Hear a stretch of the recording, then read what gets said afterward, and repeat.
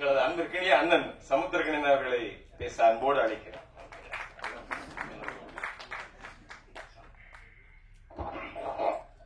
இறைவனுக்கு நன்றி. நான் வினோத சித்தம் பண்ணிட்டு உங்ககிட்ட சொன்னதுதான் திரும்ப சொல்றேன். காலம் நம்ம எதுக்கு வேணாலும் ஆசைப்படலாம். ஆனா நமக்கு எப்ப தரணும், எந்த சூழ்நிலையில் அதை கொடுக்கணும்னு முடிவு பண்றது காலம் தான். ஏன்னா கடந்த ஒரு வாரமா பயணங்கள் இருக்கும்போது எல்லாமே ஃப்ளைட் லேட்டாவே இருந்தது. இன்னைக்கு மட்டும்தான் நான் வேணும் ஒன்றும் இல்லை. ஏன்னா காலதாமதம் ஆயிடக்கூடாது, சரியா போயிடணும், சரியான நேரத்துக்கு போய் நிற்கணும் அப்படின்றதுக்காக வேணும். இன்னைக்கு கரெக்ட் டைம்ல எடுத்துட்டாங்க. ஒரு சில நேரத்தில் நம்ம போகும்போது எல்லா டிராஃபிக் லைட்டுமே வந்து கிரீன்ல இருக்கும். அது எல்லாமே காலம் தான், காலம் முடிவு பண்றது தான். இதை நான் ரொம்ப நம்புறேன், இந்த நொடி வரைக்கும் நம்புறேன். ஏன்னா பல எதிர்பாராத அதிர்ச்சிகளையும் ஆச்சரியங்களையும் நமக்கு காலம் கொடுத்துக்கிட்டே இருக்கு. ரொம்ப சந்தோஷமா இருக்கு இந்த நிகழ்வு. ஒரு இயக்குனருடைய 3 படைப்புகளை பார்த்தா போதும் அந்த இயக்குனருடைய கேரக்டர் தெரியும்னு சொல்லுவாங்க. அது இயக்குனருக்கு மட்டும் இல்ல, தயாரிப்பாளருக்கும் பொருந்தும்னு நான் நினைக்கிறேன். அப்படிதான் நான் என் தம்பி சுரேஷை பார்க்கிறேன். அவர் எடுத்திருக்க திரைப்படங்களை எடுத்து பார்க்கும்போதே அவர் யாருன்னு நமக்கு தெரிஞ்சது. அவரோட பயணம் பண்ணணும்னு ஒரு ஆசை வந்தது. அந்த மேடையில தியாகு சாரை பார்த்தோன்னா இன்னும் கூடுதல் சந்தோஷம். யார் யாரோட சேரணும்னு ஒண்ணு இருக்குல்ல, ரொம்ப மகிழ்ச்சி சார், ரொம்ப சந்தோஷமா. தம்பி வி ஹவுஸ் வந்து இந்த சினிமா இருக்கிற வரைக்கும் இருக்கும். ஒரு நல்ல படைப்பு எடுக்கணும் அப்படின்னா வி ஹவுஸ் போகலாம் அப்படின்ற ஒரு நம்பிக்கை வரும். ரொம்ப சந்தோஷமா இருக்கும். அப்புறம் அண்ணன் தம்பிராம அண்ணன், அவரை பத்தி நான் சொல்லணும்னா பேசிக்கிட்டே இருக்கலாம். எந்த கதை எழுதினாலும் என் அண்ணனை வச்சுதான் எழுதுவேன். இப்போ கூட ஒரு கதை எழுதி முடிச்சேன், அண்ணனை வச்சுதான் எழுதுவேன். நாங்க 2 பேரும் சந்திச்சோம்னா கதைகள் மட்டும் தான் பேசிக்கிட்டே இருப்போம். ஒரு 5 நிமிஷத்துல நான் ஒரு கதை சொல்லுவேன், அப்புறம் அண்ணன் ஒரு கதை சொல்லுவாங்க. மாறி மாறி மாறி கதைகள் தான் போயிட்டு இருக்கும். அதுல இந்த சமூகத்துக்கு ஏதாவது ஒன்று சொல்லிடுவோம். ஏன்னா நமக்கு இவ்வளவு பெரிய இடத்த கொடுத்த சினிமா மூலமாக நாம் ஏதாவது ஒன்று சொல்லிடுவோம்னு சொல்லி முயற்சி பண்ணிட்டு இருக்கோம். இப்போ ஆல்மோஸ்ட் ஒரு 10 படம் பண்ணோன்னே அப்படின்னு நான் பேச்சுக்கு சொன்னேன். இப்போ 5வது படைப்புக்கு வந்திருக்கோம். இன்னும் 5 படம் இருக்கு. அதற்கு மேலும் ஒரு ஆசை இருக்கு. அது நடக்கும் நம்புறேன். என் அண்ணன் கையை பிடிச்சிட்டு அப்படியே வந்துடுவேன். ஏன்னா எனக்கு அவ்வளவுலாம் எனக்கு பெரிய அறிவாளி எல்லாம் கிடையாது. நான் ஏன்னா அடிக்கடி நான் சொல்லிட்டே இருப்பேன், கொஞ்சம் இன்னசென்ட்டா இருக்கேன், ஒரு சில விஷயம் தெரியாம இருக்கட்டும். ஏன்னா நிறைய விஷயம் தெரியாம இருக்கிறவ ஜெயிச்சிருவான். நீங்க கவனிச்சு பாத்தீங்கன்னா தெரியும். எனக்கு எல்லாம் தெரியும்னு சொல்றவங்க மாட்டிட்டீங்க, முட்டி சொல்லுங்க இருக்கும். எனக்கு ஒண்ணுமே தெரியாதுங்க. நான் அப்படியே போறேன். போகும்போது யாராவது என் கையை பிடிச்சி கூட்டிட்டு போயிடுவாங்க அப்படின்னு நான் நிறைய நம்புறேன். அப்படிதான் இந்த மொமெண்ட் வரைக்கும் என் வாழ்க்கையில் நடந்திருக்கு. அதை இன்னும் நான் நம்புறேன்.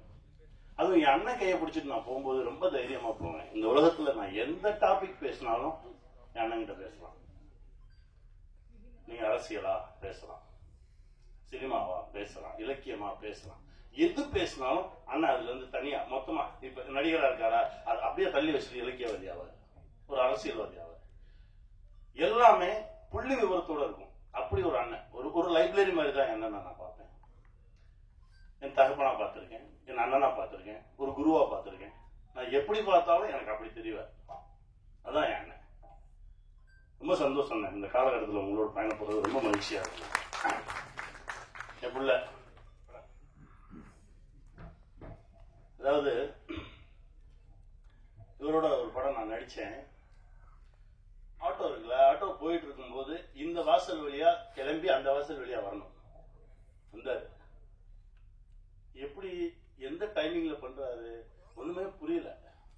அதுக்கு பிறகு ஒரு ஷார்ட் கம்போஸ் பண்ணிருக்காங்க. கார் வரும், கார் இவர் வந்து அப்படியே காரை தாண்டி நான் வரேன்றாரு. அண்ணன் சொல்றாரு, கனி சொல்றா அவனை பண்ண வேணாம்னு சொல்லு, இல்லைன்னா டூப் வச்சு பண்ணலாம் சொல்லு, ரோப் கட்டிக்க சொல்லு.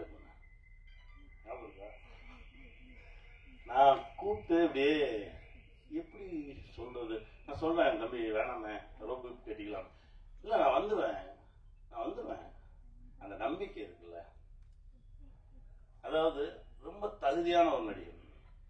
ஃபைட்டா பண்ணுவார், டான்ஸா பண்ணுவார், நடிக்கணுமா சூப்பரா நடிப்பான். எல்லா தகுதியும் வந்து என் தம்பிக்கு சரியான ஒரு கதவு திறக்கலையே அப்படின்னு நினைச்சிருந்தேன்.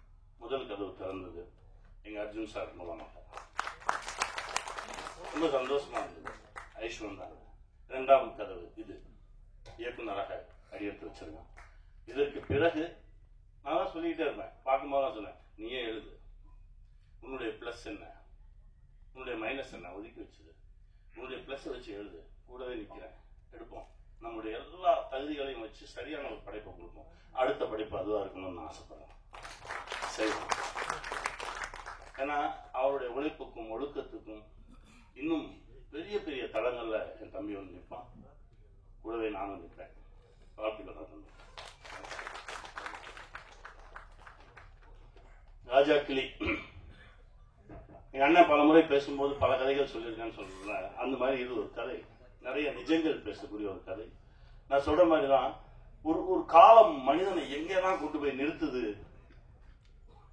நீங்க எவ்வளவு நல்லவங்களா வேணாலும், ஆனால் இந்த உலகத்திலிருந்து தப்பிச்சு போயிடவே முடியாது. என் நண்பன் தாமிரா ஒரு கவிதை எழுதினான், இந்த உலகில் இருந்து யாரும் அவ்வளவு எளிதில் தப்பி சென்று விட முடியாது. நீ பதில் சொல்லிட்டு தான் போகணும். அப்படிதான் இந்த கதை. இவ்வளவு சொன்ன போதும் இல்லைன்னா பேசணும். இதுதான் காலத்துக்கிட்ட பதில் சொல்லாம யாருமே தப்பிச்சு போயிட முடியாது. ஒரு காலம் நம்மளை எங்கெல்லாம் கொண்டு போய் நிறுத்தும்.